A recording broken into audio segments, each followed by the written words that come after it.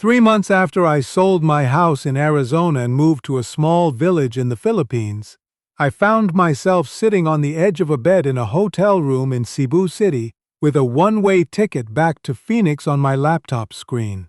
My cursor was hovering over the Confirm Purchase button. I didn't click it right away. I just sat there staring at it for a long time.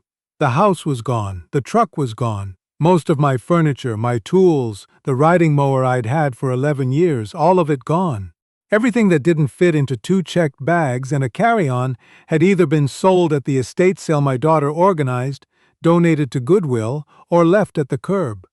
There was no backup plan, no storage unit full of stuff to come home to, no lease I could walk back into.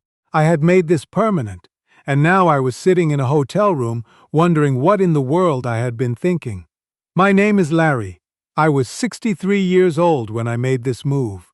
I wasn't running from anything dramatic. I wasn't broke. I wasn't desperate.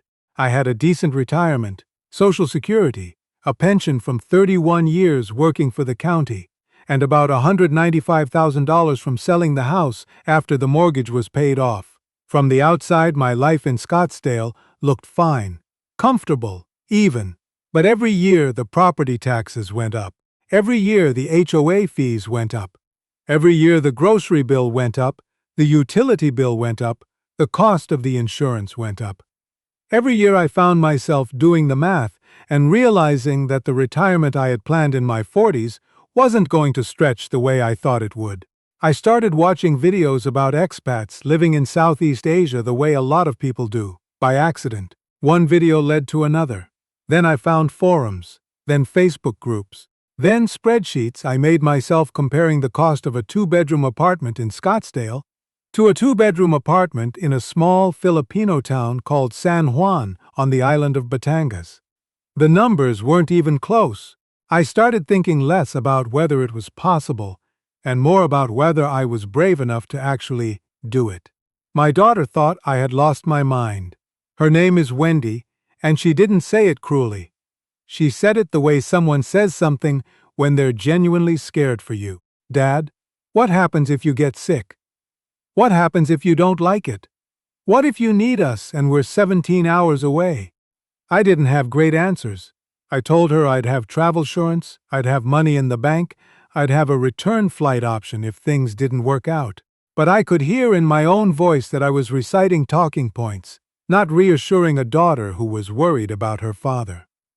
My son-in-law, Doug, was quieter about it. He pulled me aside one afternoon when I was over for dinner and said, simply, "Larry, just make sure you can come back if you need to. Don't burn every bridge." It was good advice. I said I wouldn't. Then a few months later I sold the house outright, canceled my lease on the storage unit, and burned every bridge anyway. The last morning in Scottsdale, I walked through my empty house one final time. I had lived there for 16 years. My daughter had gone to high school while we lived there. My wife and I had our last good years there before she passed. There was a scuff on the baseboard in the hallway from when we'd moved in a couch that was too wide, and we'd laughed about it for years. Standing there looking at that scuff, I felt something shift in my chest. I almost called the realtor. I almost asked if the deal could still be undone. But the deal couldn't be undone, and the flight was booked. And somewhere in the back of my mind, I knew that if I didn't go now, I would spend the rest of my life in a house with a scuff on the baseboard, watching numbers go up every year and wondering what might have happened if I had been just a little braver. The flight was long, Manila first, then a connecting flight south. By the time I arrived at the small apartment I had arranged in San Juan, a furnished 2-bedroom near the market, walking distance to the water, I had been traveling for almost 22 hours. I was exhausted in a way that had nothing to do with sleep deprivation. It was a deeper kind of tired, the kind that comes from doing something large and irreversible. But I was excited too. Standing on the little balcony that first evening, watching the sun drop behind the hills across the bay, I thought, okay, this is something. This is different. This is not Scottsdale. The first few weeks were extraordinary in a way I hadn't fully expected. I had prepared for a lot of things. I had not prepared for how alive I would feel. Every morning was new. Every walk to the market involved something I'd never seen before, never tasted before, never had to figure out before. I met a few other American expats who had been living there for years. A retired airline mechanic from Ohio named George, who had married a local woman and built a house in the hills. A quiet man from Washington State named Al, who had moved down 5 years earlier after his wife died, same as me, more or less. They showed me around. They answered questions. For the first time in years, I felt like I was at the beginning of something, instead of the middle of something that was slowly winding down. The finances looked better than I had imagined. My rent was $320 a month for the two-bedroom. Groceries were a fraction of what I'd paid in Arizona. A full meal at a sit-down restaurant near the waterfront cost me less than $4. I wasn't spending money the way I had been back home. For the first time in years, I felt like I could breathe a little when I thought about money. Not rich, just not afraid. Looking back now, I think the first month was more vacation than life. I was still seeing everything through tourist eyes. The internet going out for a few hours didn't bother me. The power flickering during a storm felt adventurous. The things that would later become genuine inconveniences just felt like local color. I was still the guy visiting. I hadn't yet started being the guy who lives there. That transition, from visitor to resident, started happening around the 6 or 7 week mark. It's hard to pin down exactly when, but it was gradual and not entirely comfortable. The novelty started wearing thin in small ways. The internet going out for a few hours stopped feeling adventurous and started feeling frustrating, especially when I was trying to video call Wendy and the call kept dropping. The heat, which I had romanticized, turned relentless in a way that was harder to ignore. I found myself comparing things to Arizona more than I'd expected. The roads, the bureaucracy, the banking system. Every time something was harder than it would have been back home, I caught myself making the comparison. One evening I got a text from Wendy with a short video, just 30 seconds, nothing special. Her kids, my grandkids, running around the backyard on a Sunday afternoon while Doug was grilling. My grandson had apparently just said something funny, and everyone was laughing, and no one was looking at the camera. Just a regular Sunday in Phoenix. 30 seconds of ordinary life. I watched it 4 times. Then I put my phone face down on the table and looked out at the bay and felt, for the first time since arriving, genuinely and completely alone. I called George a few days later. We had coffee at a small place near his shop.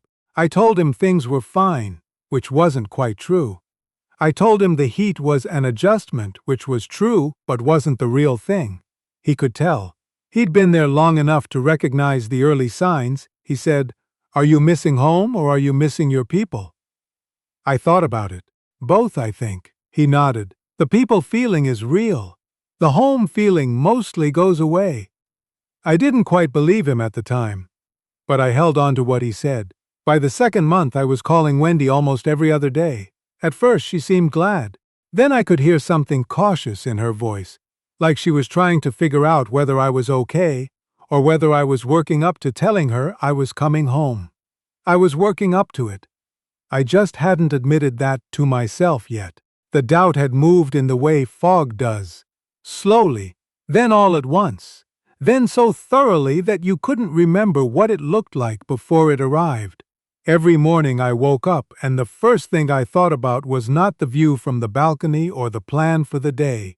It was a vague, low-grade anxiety I couldn't quite locate. Something isn't right. Something isn't right. I couldn't tell whether the something was the country or the plan or just me. I started doing things I hadn't done since the first week. Checking flights. Not serious checking, just looking. Just to see what it would cost to get back to Phoenix. Just to see how many days were left on my passport entry period. Just to keep the option visible. Then I started checking more often. Then I started reading threads on the expat forums from people who had tried it and gone back, looking for something permission, maybe, or at least company. One night, after a phone call with my daughter that left me feeling worse instead of better, I opened my laptop and booked a flight home. Delta, Cebu to Manila to Tokyo to Phoenix. I booked it the way you do something impulsive, quickly, before the reasonable part of your brain can weigh in, confirm, done.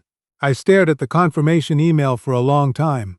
Part of me felt relieved. Part of me felt like I had just failed at something important, and I wasn't sure yet which part was more honest. I didn't tell Wendy. I didn't tell Doug. I didn't tell George or Al or anyone. I figured I'd tell Wendy when I was closer to the departure date. I'd tell her I had given it a real shot. 3 months was a real shot. Most people don't even do 3 months. I'd tell her the honest truth, which was that it wasn't working, and I missed my grandkids, and I wanted to come home. The problem was that over the next few days, instead of feeling settled about the decision, I felt worse. I'd wake up at 3 a.m. and lie there running the same loop over and over. The house is gone. The truck is gone.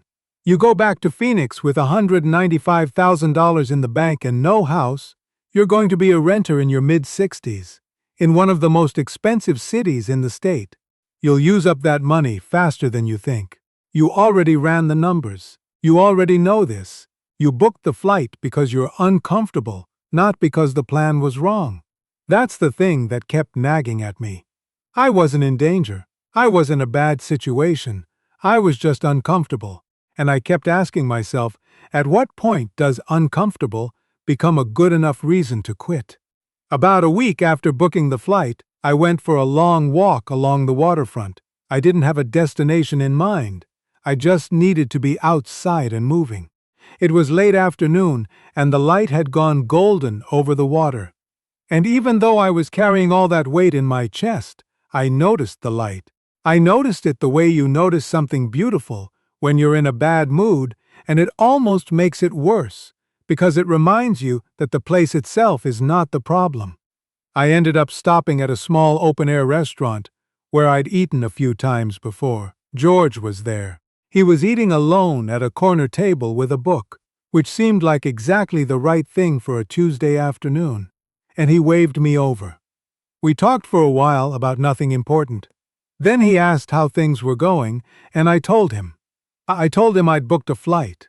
I told him I was probably going home in 3 weeks. I told him I'd tried, and it wasn't clicking the way I'd hoped. He put down his fork. He didn't look surprised, exactly. More like he'd heard this before and knew what came next. How long did you spend planning this move? He asked. I thought about it. Honestly? About 2 years. Maybe more. I was researching it before I even admitted to myself. I was serious. And you've been here, what, 3 months? About that, yeah. He picked up his fork again and gestured with it slightly. You planned it for 2 years and you're giving it 3 months. I didn't say anything. The first 6 months were the worst for me, he said. I almost left twice. The second time I actually went to the airport and sat in a chair for 2 hours before I turned around and went back to my apartment. He shrugged. 3rd month is the valley. Everybody hits the valley. The ones who leave in the valley almost always regret it later. I asked him how he'd known when to stay. He thought about it. I didn't know. I just decided the feeling wasn't trustworthy yet. I hadn't been there long enough for the feeling to be trustworthy. That sentence followed me home. The feeling isn't trustworthy yet. I turned it over for days, because the more I thought about it, the more I had to admit something uncomfortable. I wasn't going home because the Philippines had failed me. I was going home because being uncomfortable is hard and being home is easier, and those two things are not the same as the place being wrong. About a week before the flight, I called the airline. I explained that my circumstances had changed and asked about my options. There was a cancellation fee, but I'd bought the insurance add-on when I booked. I always buy the insurance, old habit, and after going back and forth a few times, most of the ticket cost was refunded to my card. The flight was canceled.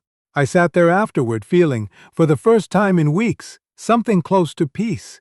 Not certainty, not joy, just a settled quality to the silence that hadn't been there before. I gave myself 30 days. That was the deal I made with myself. 30 more days. And if at the end of 30 days I still felt like this place was not where I was supposed to be, I could leave with a clear conscience. 30 days wasn't a number I arrived at logically. It just felt like enough time to see whether the feeling shifted. The 30 days changed things. Not in some sudden way. Not with a moment I could point to later and say, that's when it turned. It was more like a slow thaw. I stopped checking flights. That was the first sign. Not deciding not to check them, just realizing a few days had gone by and I hadn't. I started being more intentional about my mornings. I started going to the same small place near the market for coffee every day. A little spot run by a woman named Gloria who always had the same reggae playlist going, and who started saving me the corner table after the third week. I started knowing things. Which mango vendor had the best fruit? Which tricycle driver knew the back roads? And which one took tourists on the long route? Which nights the fish was freshest at the restaurant by the church? None of that sounds like much. But after 2 months of feeling like a stranger in every room I walked into, suddenly feeling like a regular somewhere felt enormous. It sounds small. It wasn't. About 5 weeks after canceling the flight, I called Wendy on a Sunday afternoon. Not because I was lonely or anxious, but just because it was Sunday. She picked up on the second ring. We talked for 40 minutes about nothing in particular. The kids, a movie she'd watched, a neighborhood drama with her neighbor's dog, something funny my grandson had said at school. At the end of the call she said, "You sound different." I asked her what she meant. She said, "You just sound more like yourself." I didn't have a good answer for that. I just said I thought things were settling down. She said she was glad. George came over for dinner one evening, a few weeks after that conversation at the restaurant. I had figured out by then how to make a passable version of the chicken dish I used to make at home, adapted to what I could actually find at the market.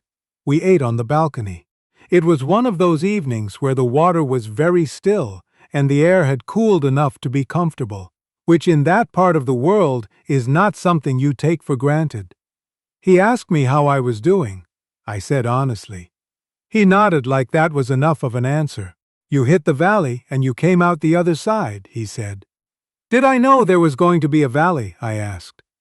"Probably someone told you. Everyone gets told. Nobody believes it until they're in it." He was right. I'd read about culture shock in half a dozen articles before I moved. I'd read about the adjustment period and the honeymoon phase and the valley. I'd nodded along and thought, well, that's for other people. I've traveled before. I'm adaptable.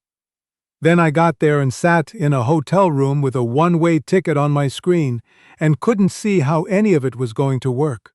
I have been in San Juan for over a year now. I still have days when I miss Wendy's kitchen on a Sunday afternoon, or when I walk past a hardware store and feel a strange pull toward the smell of a place I no longer have any reason to go into.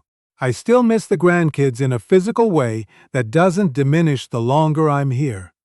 That piece doesn't get smaller. I've made my peace with the fact that it probably won't. But I don't regret the decision, and I want to be careful about that, because I know how that sounds. It sounds like the mandatory upbeat ending that every one of these stories is supposed to have. I'm telling you honestly, I don't regret it. Not because everything is perfect. It's not. Not because I don't miss home. I do. But because the alternative, going back to Phoenix, renting an apartment I could barely afford, running down that $195,000 in a city where the numbers go up every year, that alternative would have been the wrong choice, too.